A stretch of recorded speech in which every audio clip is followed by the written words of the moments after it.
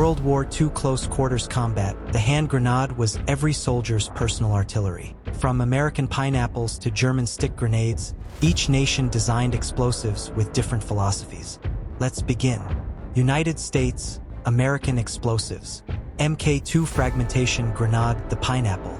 This was the iconic American defensive grenade recognized by its deeply grooved cast iron body. It weighed 1 pound 5 ounces with 4.5 seconds fuse delay. The grooves were designed for even fragmentation, but cast iron shattered unpredictably, creating lethal fragments up to 10 yards and dangerous shrapnel traveling 50 yards. Strengths include heavy fragmentation and widespread issue, while weaknesses are unpredictable fragment pattern and danger requiring immediate cover. MK3A2 offensive grenade, the concussion killer. This was the offensive grenade designed for troops advancing into enemy positions. It weighed 15 ounces with a pressed fiber body filled with 8 ounces of TNT explosive. Unlike the MK2, it killed through concussive blast rather than fragments, allowing soldiers to charge immediately after throwing. Strengths include safe use during advances and devastating concussion in enclosed spaces, while weaknesses are limited effectiveness in open terrain. M15 White Phosphorus Grenade Willie Pete. This was the terrifying incendiary weapon nicknamed Willie Pete. It weighed 2 pounds and burst into burning white phosphorus particles, igniting at over 5,000 degrees Fahrenheit. The phosphorus could not be extinguished with water and burned through flesh and equipment. Strengths include instant smoke generation and extreme psychological impact, while weaknesses are danger to friendly troops and later chemical weapons violations. M18 Colored Smoke Grenade, the Signal Saver.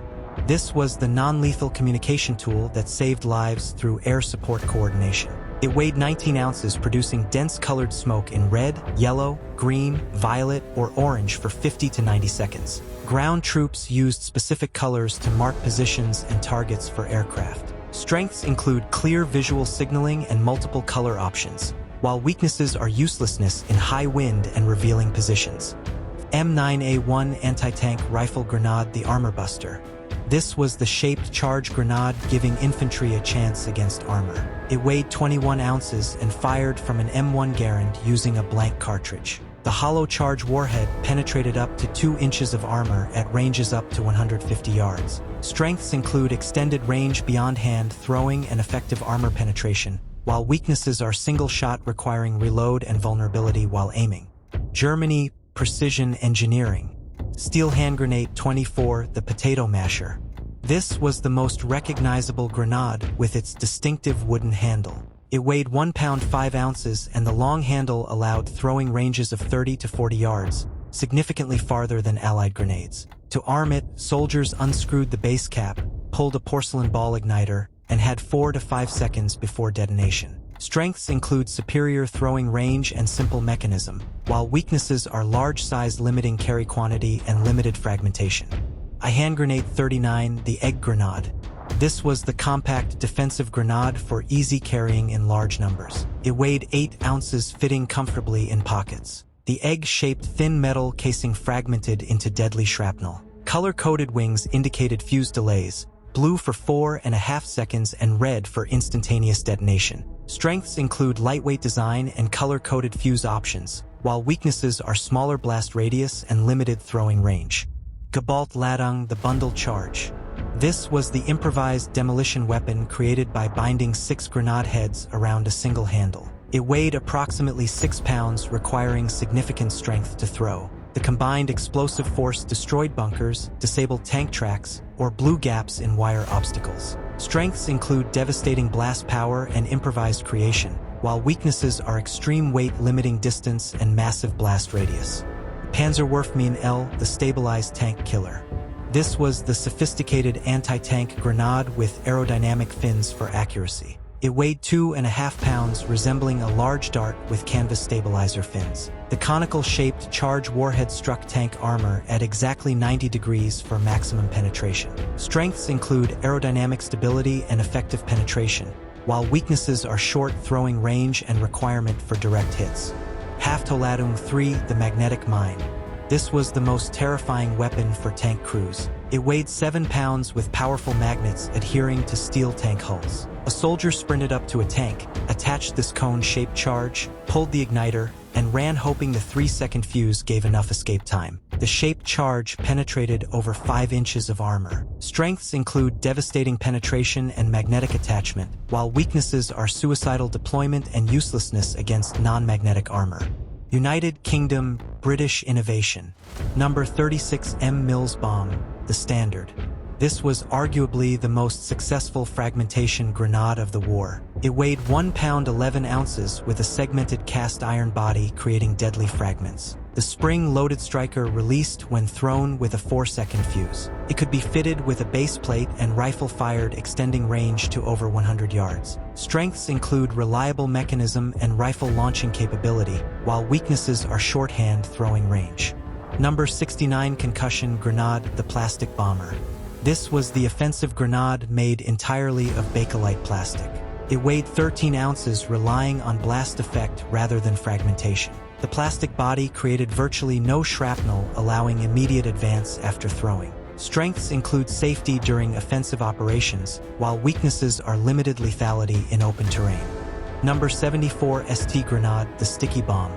This was the desperate anti-tank weapon consisting of a glass sphere filled with nitroglycerin covered in sticky adhesive. It weighed 2¼ pounds, requiring soldiers to press the sticky glass against armor before the 5-second fuse detonated. The adhesive often stuck to uniforms instead of targets. Strengths include powerful nitroglycerin charge, while weaknesses are extreme danger to user and unreliable adhesion. Number 82 Gammon Bomb, the Flexible Charge. This was the favorite weapon of paratroopers for its versatility. It weighed up to 2 pounds, consisting of a cloth bag filled with plastic explosive from 1 ounce to 2 pounds. A simple impact fuse detonated on contact. Strengths include adjustable explosive load and reliable impact detonation, while weaknesses are requirement to carry separate explosive and danger from premature impact. Number 68 at Rifle Grenade, the Shaped Charge Pioneer.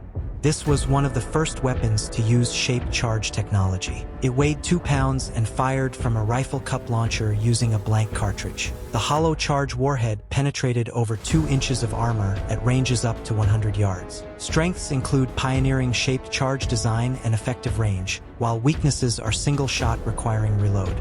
Soviet Union mass production. F-1 Defensive Grenade, the Little Lemon. This was the crude but effective Soviet grenade nicknamed Limonka. It weighed 1 pound 5 ounces with a simple cast iron body fragmenting into deadly shrapnel. The fuse gave 3½ to 4 seconds delay. Simple design allowed production in the millions, working reliably in freezing mud and snow. Strengths include extreme reliability and massive production, while weaknesses are crude construction and unpredictable fragmentation. RGD-33 Stick Grenade, the Dual Purpose. This was the complex Soviet stick grenade with a removable fragmentation sleeve. Without the sleeve, it weighed 1 pound 2 ounces as an offensive grenade. Adding the metal sleeve increased weight to 1 pound 14 ounces, transforming it into a defensive weapon. Strengths include dual offensive and defensive capability, while weaknesses are complex arming sequence and extra weight. RG-42 Fragmentation Grenade, the Tin Can.